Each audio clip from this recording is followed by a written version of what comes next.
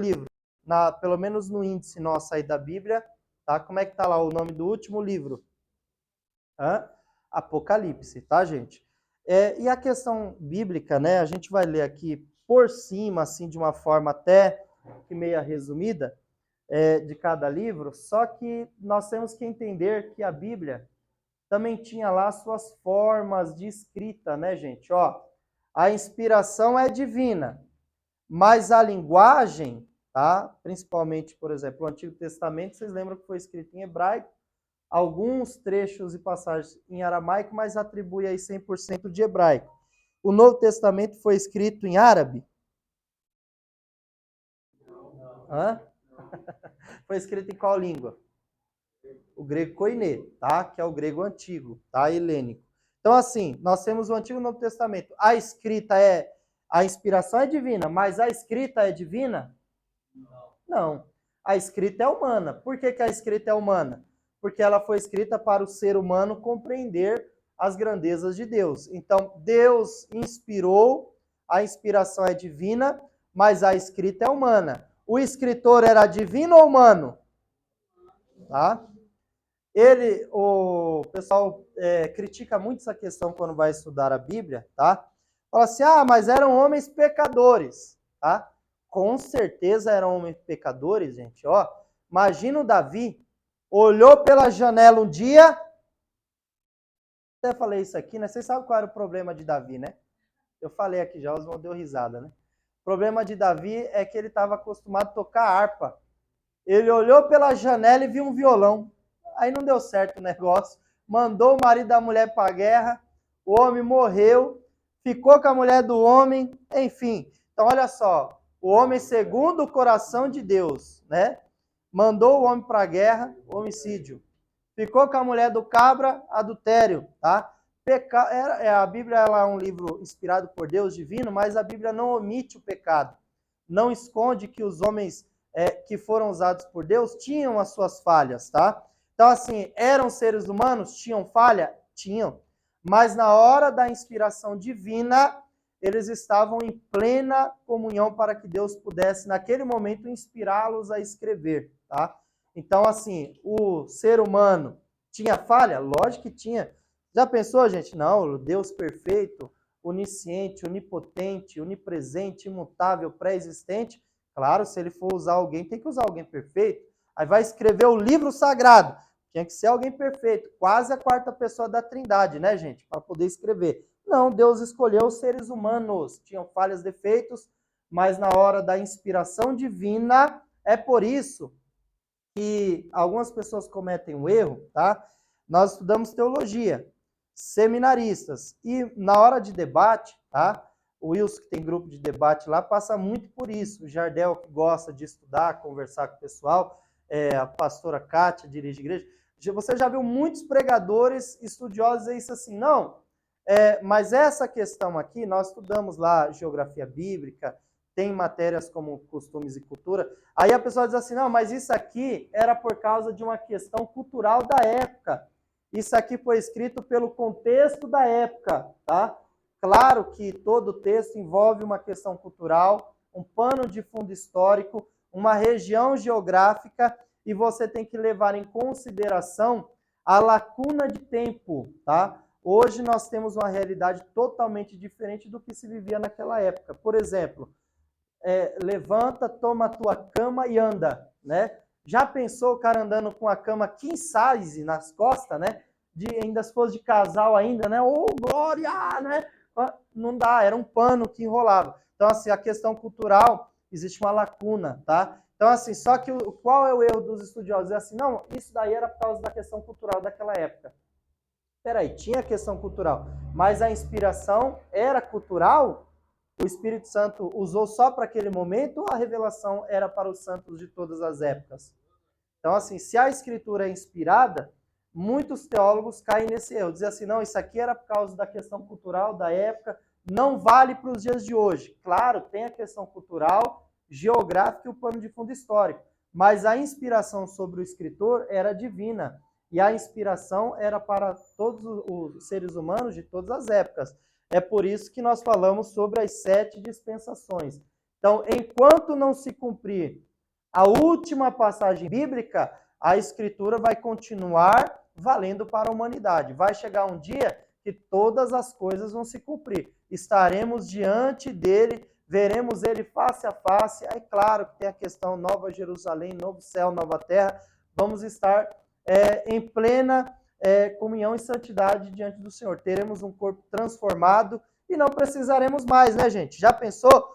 A igreja arrebatada, chega lá no céu, vai ter culto hoje, né? Abre a Bíblia aí, não vai precisar mais, tá? Isso aqui é para as épocas em que as escrituras ainda não se completaram com todos os cunhos teológicos proféticos, tá? Quando acabar o milênio, se cumprir a última escritura, acabou, tá? Não vamos precisar mais de escritura. Apesar que, tá? Quando entrar ali do período da graça e a graça encerrar, a porta da graça encerrar, você vai perceber até pela questão escatológica que haverá uma escassez de leitura nos últimos dias. Então eu acredito que quando chegar o período milênio, tá, a escritura ela vai ter uma força muito forte pela própria expressão do próprio Cristo, que ele mesmo vai falar, ele mesmo vai reinar, e a própria palavra dele verbalizada de forma vocálica será ecoada sobre os quatro cantos da terra, tá? Então, para esse período graça, enquanto não houver arrebatamento da igreja, é o principal momento de nós entendermos isso aqui. Então, mas o fulano de tal falou que quando Paulo escreveu sobre a questão do véu, era por causa da questão cultural lá das mulheres que ficavam no porto da cidade de Corinto. Isso aí era só para aquela época lá. Então, você acabou de tirar a inspiração divina para todas as épocas e colocou ela só para aquele momento, tá? Então, não vale mais para hoje. Pode tirar da Bíblia, tá? Então, nós não podemos cair nesse erro, tá, gente? A inspiração era divina, o escritor era humano, mas ela foi escrita para os santos de todas as épocas, tá? Então, nós temos aí, ó, já o livro de Mateus, tá? Nós já falamos isso daí, tá? Eu não lembro qual foi a matéria, a gente estava falando sobre significados de nomes, mas nós já falamos isso aí, tá? A autoria do evangelho que carrega o título de Mateus, tá? Nós falamos na matéria História do Cristianismo da influência do catolicismo, né? Até hoje tem pessoas que não conseguem mudar o nome, vai falar São Mateus, São Marcos, né? São Lucas, São João. É errado falar? Não, porque entendendo que eram santos homens de Deus. É uma expressão, mas a expressão bíblica correta é Mateus, Marcos, Lucas e João, tá? Nós temos aí o evangelho na visão de Mateus, tá? O seu nome significa dom de Deus, tá? Aí tem ali as citações de textos bíblicos. Vamos ler Mateus 9, só para a gente compreender. Todo livro, gente, tem algo chamado texto áureo, palavras-chave, né? E nós vamos aprender aqui um pouquinho sobre o livro de Mateus. Tendo dito que Mateus é um dos 4 livros biográficos, é a estrutura para bibliologia, nós temos uma compreensão também sobre a questão da visão sinótica, tá? Mas vocês lembram que Mateus, ele era cobrador de impostos? Ó, a vocação de Mateus, né? Tem aí, ó. E Jesus, passando adiante dali, viu assentado na alfândega, tá? Um homem, chamado Mateus, e disse-lhe, segue-me. Ele, levantando-se, o seguiu, tá? Você já viu aí estudos sobre a questão de Mateus o publicano? E ali naquela alfândega, era a região ali onde os cobradores, os coletores de impostos, e essa palavra publicanos, tá? Vem de publis, do público, e canis, tá? Que era uma expressão que tinha raiz com cão, ou seja, era um cão do público, mas que trabalhava para o Império Romano. Ou seja, tinha que ser um judeu que trabalhava para o Império Romano, mas para o próprio povo ele não era bem visto. Por quê? Porque ele estava cobrando imposto dos seus irmãos, compatriotas, às vezes colocava um valor a mais para poder cobrar e ganhar um dinheirinho, e depois repassava isso para o Império de Roma, e ficava com uma parte, era o pagamento dele. Então, os próprios judeus não viam com bons olhos os cobradores de impostos, tá? E se vocês estudaram lá já sobre a questão de Mateus, historiadores, tá? Isso varia, eu já vi pelo menos 4 fontes sobre isso, mas a maioria traz essa questão aí. Havia ali, naquele momento ali, aproximadamente, no mínimo, 120 cobradores de impostos, tá? Na coletoria. E aí eles dizem assim, Jesus entra ali naquele lugar e vai justo na mesa de Mateus e fala para ele, ó, me segue. Acabou. Mateus levanta, segue Jesus e acompanha Jesus, né? Se você ler todo o texto, você vai ver o que acontece com ele lá, ó. Vamos continuar lendo aqui, a gente encerra, vai dar quase o horário do intervalo, então a gente vai pegar essa questão aqui, ó. Segue-me, e ele levantando seguiu, é o 9, o 10, ó. E aconteceu que estando ele em casa, sentado à mesa, chegaram muitos publicanos e pecadores e sentaram-se junto com Jesus e os seus discípulos. E os fariseus, vendo isso, disseram aos seus discípulos, por que come o vosso mestre com os publicanos e pecadores? Tá? Por que eles fazem este questionamento? Tá? É justo porque os publicanos roubavam dinheiro do próprio povo. Vocês lembram a história lá de Zaqueu? Quem lembra de Zaqueu? Lembra de Zaqueu? Jesus está passando lá, Jericó, aí o camarada sobe lá. Tem gente que diz assim que a figueira brava, né, era cheia de espinho, não sei o quê, não sabe como é que Zaqueu subiu. Aí tem pregador que começa, e quando Zaqueu subiu naquela figueira, tinha muito espinho, eu não sei como ele subiu, mas ele tinha tanta fé, aí ele subiu na figueira, e não sei o que lá, ele ficou todo furado porque tinha espinho, e não sei o que lá, e começa a pregar, e o povo dá glória a Deus, tá? Aí, coitado, se você for olhar, tinha que colocar até gesso no coitado do Zaqueu, né? Porque ele ficou todo arrebentado. Não, tem muitas figueiras bravas lá, se você ver, ela não cresce com estatura como a outra e ela forma uma grande copa, tá? Então ela tem muitos galhos, propício para o que aconteceu com o Zaqueu. Jesus estava passando, ele era de baixa estatura, a multidão que acompanhava lá, se você já leu os livros de Mike Pirman, tem ali, por exemplo, livro por livro através da Bíblia, Mike Pirman diz que a multidão que acompanhava Jesus, sempre Jesus estava acompanhado de muitas pessoas, era de aproximadamente 5.000 pessoas. Claro que nem todas as passagens ia estar essa quantidade, mas era aproximadamente. Então Jesus estava passando ali uma grande quantidade, ele era de pequena estatura, era mal visto pelo povo porque era publicano. Ele falou, o melhor jeito de eu conseguir ver ele, porque ele não queria nem conversar, não era... Ele falou assim, eu vou lá ver ele. Subiu na figueira brava, ficava ali junto ali da propriedade, subiu e ficou olhando. Jesus passou e falou, Zaqueu, desce depressa, porque hoje eu venho pousar em tua casa. Então não vai nesse negócio aí de o coitado ficou todo furado. E esquece isso aí, tá, gente? Figueira brava, tá? Aí, quando Jesus está lá dentro, o que acontece? Zaqueu fica tão emocionado, Jesus está lá, que ele tem uma conversão, né? Vocês lembram o que significa a palavra conversão? Autoescola, quem fez lá, né? O cara tá dirigindo, de repente ele vai lá e vira na direção tá indo numa reta, ele faz a conversão e volta na direção oposta. Então Zaqueu tinha uma forma de pensar, ele teve uma conversão. Falou, olha, Senhor, se um dia eu já roubei alguém, eu vou devolver quadruplicadamente, ou seja, 4 vezes mais. Aí Jesus falou, ó, verdadeiramente esse aí é filho de Abraão, né? E aí hoje, né, chegou salvação na sua casa, Zaqueu. Jesus traz essa mensagem aí. Mas ele mesmo fala, olha, se eu já roubei, eu vou devolver 4 vezes mais. Por que ele falou isso aí? Na hora da mesinha lá, ó, fulano, propriedade, quantas casas você tem? 2, 1. Quantos gados você tem? Ah, você passa por aqui quantas vezes? Ah, 1 vez por mês. Você faz comércio? Faz. Aí ele ia cobrar lá, tirava lá, é 10 reais, a comparação, não vai dizer que era 10 reais, tá, gente? Ah, é uma barra, é um ciclo. Se era um ciclo, ele cobrava 3. Um ficava para ele, um pagava para o império e um era o que a pessoa tinha que pagar de verdade. Então, tinha uma corrupção, os publicanos faziam isso, por isso não eram bem vistos. Então, quando Jesus se assenta ali na casa de Mateus, aí as pessoas que estão ali falam assim, ué, por que o seu mestre, esse Jesus, o mestre dos discípulos, ele se assenta com os publicanos? É tipo assim, será que ele não sabe que eles estão roubando o povo, não?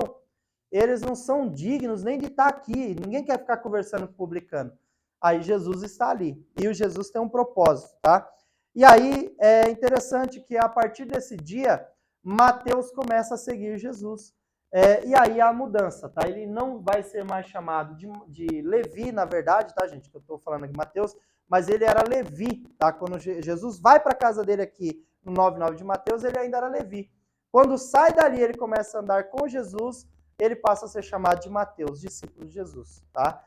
E Levi, vocês lembram que eu falei aqui não lembro qual foi a matéria, acho que foi Geografia Bíblica, nós estávamos comentando, quando tem a mudança, todas as vezes que um judeu passava por algo muito grande, uma mudança, uma transformação muito grande, mudava também o nome da pessoa, tá? Jacó foi mudado para Israel, tá?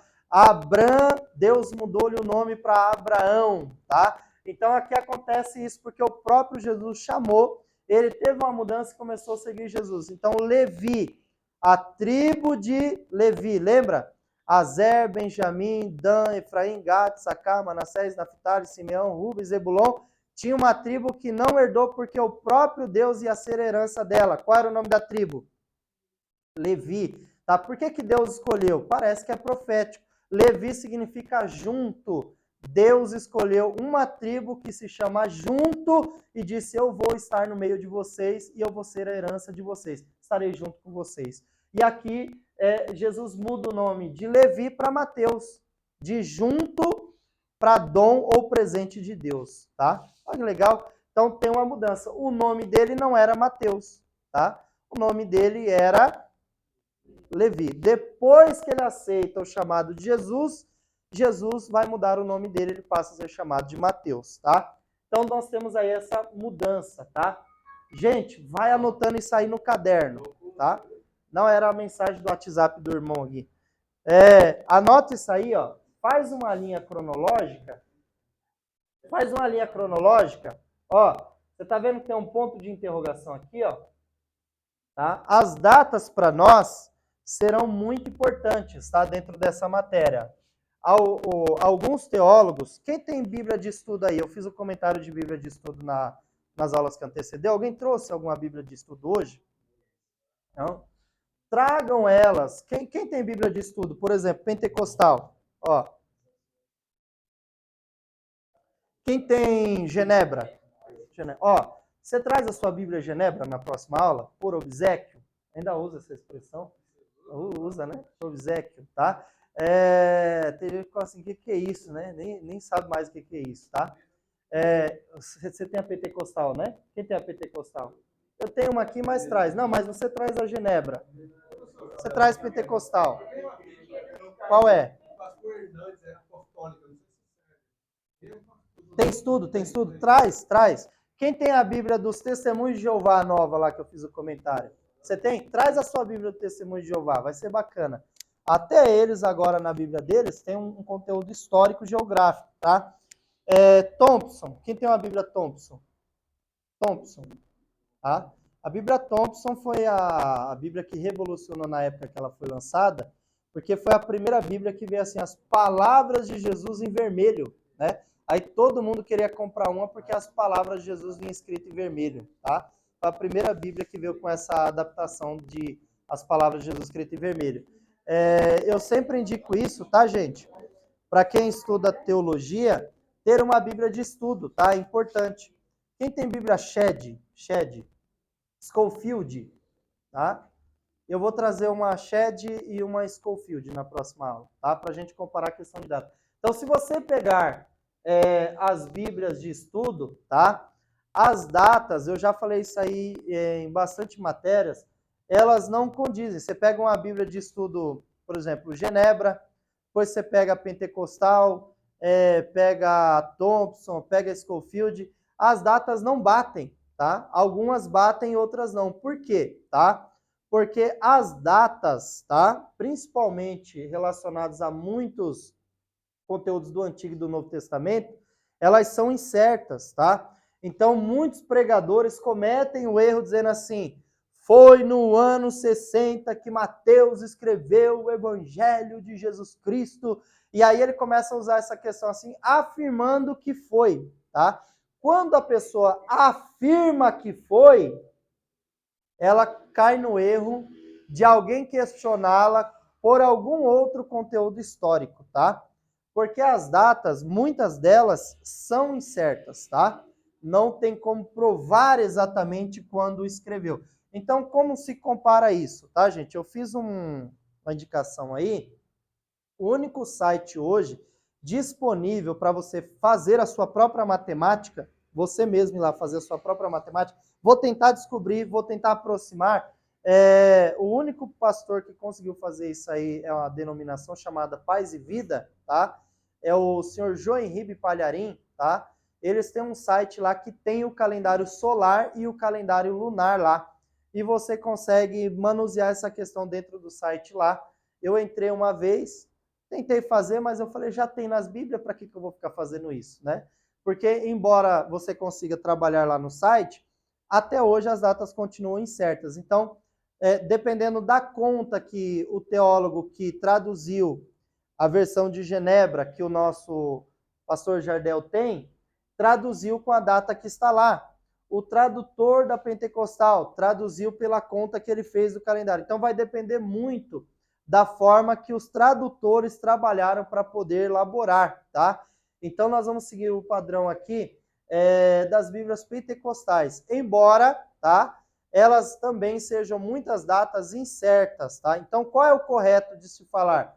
Já aproximadamente, tá? Por meados dos anos 60, Mateus teria escrito o Evangelho de Jesus Cristo segundo a sua visão, e aí sim você não cai no erro, tá? Alguns colocam, tá, ó, aí tem assim, ó, um ponto de interrogação, anos 60, tá? Existem muitas opiniões datando entre 45 e 85. O que você vai fazer aí no seu caderno? Posso apagar aqui, gente? Pode, né? Tirou foto de um, depois escreveu, não tirou foto da outra, acho que ficou meio perdido agora. Não, mas não tirou da que antecedeu também? Tirou, não. Essa aqui não precisa, não. Pastor, é aquela, você já viu a aplicação pessoal e o cronológico? Já. Eu emprestei a minha Bíblia cronológica eu emprestei a minha Bíblia cronológica, o abençoado não me devolveu até hoje. Vai fazer 2 anos. Vou dar um conselho para vocês. Não empreste Bíblia, livro para ninguém. Você indica e fala assim, ó, irmão, compra lá, encomenda, busca numa livraria. Se você emprestar um livro bom para alguém, não devolve mais, tá? Eu tenho um livro muito bom da Igreja Batista, é um clássico lá, chamado Manual do Evangelista. Traz todas as terminologias gregas em 5 definições. Eu emprestei para o irmão que ia ser consagrado evangelista, ele foi consagrado, mas até hoje não me devolveu o livro. Eu já fui lá de Bugaçu, ele falou, não, irmão, tá guardado lá que eu tenho que procurar e tal. Mas o livro não voltou até hoje, tá? Então, o que você faz aí para a gente fazer a nossa pequena pausa, tá? Você começa aí, você vai fazer as suas anotações. Você vai colocar lá, ó, Mateus, tá? Nós vamos começar a montar uma linha cronológica, tá? Mateus, tá? Principalmente a data, você vai colocar assim, ó, data, tá? Você vai colocar as 3, tá? 60 depois de Cristo, vírgula, tá? Aí você põe 45 e nós vamos fazer um comentário. Eu vou deixar o Mateus aqui, porque depois nós vamos voltar para cá, tá? Mateus 45 DC. É verdade, ó. DC e ali tá o quê? 85, tá? 85, gente, nossa, é muita coisa, hein? Depois quando a gente conseguir montar, por exemplo, Mateus, Marcos, Lucas e João, a gente faz um comentário cronológico sobre essa questão, tá? Então, olha só. Dessas 3 datas aqui, gente, 60, tá, legal, porque quando Paulo escreve, se ele vai escrever aproximadamente lá no ano 64, as cartas já estavam circulando, tá? Então, legal, 60 é uma data que dá para a gente aproximadamente. Então, a maioria dos teólogos vão girar em torno disso aqui, ó. 58, 59, 60, vai depender da Bíblia de estudo. 61 é muito tardio. E aí, 45, gente, já cria um problema, porque segundo o estudo, a tradição, o primeiro livro com a questão biográfica, tá? Dentro da Formas e Exigências. Quem já ouviu falar em Formas e Exigências? Tem uma editora chamada Ragnos. Quem já ouviu falar da editora Ragnos? É uma editora muito boa, tá? Ela tem muito conteúdo. Existe uma série de livros de Mateus Apocalipse chamado Formas e Exigências, tá? Inclusive a questão do livro biográfico de Mateus, na Formas e Exigências, em original, primeiro teria sido escrito em aramaico, tá? Depois, sim, traduzido para circular nas igrejas em grego, tá? Porque era a língua que os judeus falavam na época, tá, gente? Quem já ouviu falar de Ketav Ashurit, Ketav Ivrit? Quem já ouviu essas expressões, tá? Nós temos o hebraico do templo e nós temos o hebraico comum, tá? O hebraico falado, tá? Mas isso aí é outra questão. Inclusive, né, gente? Vocês não perguntaram, não questionaram, e até hoje também eu não falei mais nenhuma letra lá do alfabeto hebraico, tá? Como o nosso irmão Hermes está questionando aí, nós vamos tocar o sinal. Toca o sinal aí, vai. Olha lá, tocou o sinal. Vou fazer uma pausa.